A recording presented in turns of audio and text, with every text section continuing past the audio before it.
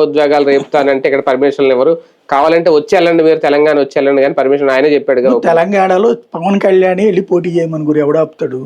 Basic గా పవన్ కళ్యాణ్ హైదరాబాద్ లో ఓవైసీ మీద పోటీ చేయమని ఎవడు ఆపుతాడు? ఎందుకు ఆపారు? మొన్న ఆపారు ఎవడన్నా?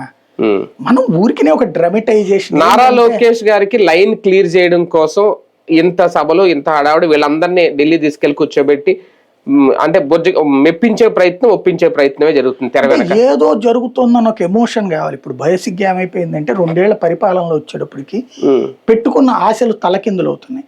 అది సాధ్యాసాధ్యాలు కూడా అసాధ్యమే కనబడుతుంది. ఇప్పుడు చెప్పినటువంటి నిరుద్యోగులకు అందరికీ కూడా 20 లక్షల ఉద్యోగాలు ఎప్పుడు వస్తాయంటే ఏడాదికి 20 లక్షల ఉద్యోగాలు అని చెప్పి చివరికి స్విగ్గీలోని జొమాటోలో ఉద్యోగాలు ఇప్పించామని కాస్త డ్రమటైజ్ చేసి ఫైనల్ గా 23 లక్షల కోట్లు తెచ్చేసాం, 23 లక్షల ఉద్యోగాలు వస్తాయి. కాకపోతే ఇవన్నీ ఆ కంపెనీలన్నీ ఎస్టాబ్లిష్ అయ్యాకంటే జనం నోటితో నవ్వట్లేదు.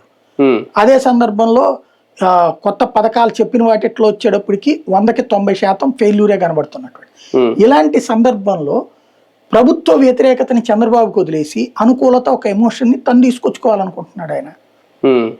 అదే సందర్భంలో రేపు పొద్దున్న తేడా వచ్చినా అది లోకేష్ కి సంబంధం. ఇప్పుడు రోడ్లు వేసినోడు, అటవులు బాగు చేసినోడు, పర్యావరణాన్ని బాగు చేసినోడు, తన శాఖలకు సంబంధించిన గ్రామీణాభివృద్ధి చేసినటువంటి వాడు పవన్ కళ్యాణ్. అదే సందర్భంలో ఎమోషన్స్ ని పండించిన వాడు పవన్ కళ్యాణ్, సనాతన ధర్మాన్ని కాపాడేవాడు పవన్ కళ్యాణ్. లోకేష్ రేపు ఫెయిల్ అయ్యాడు అనుకోండి,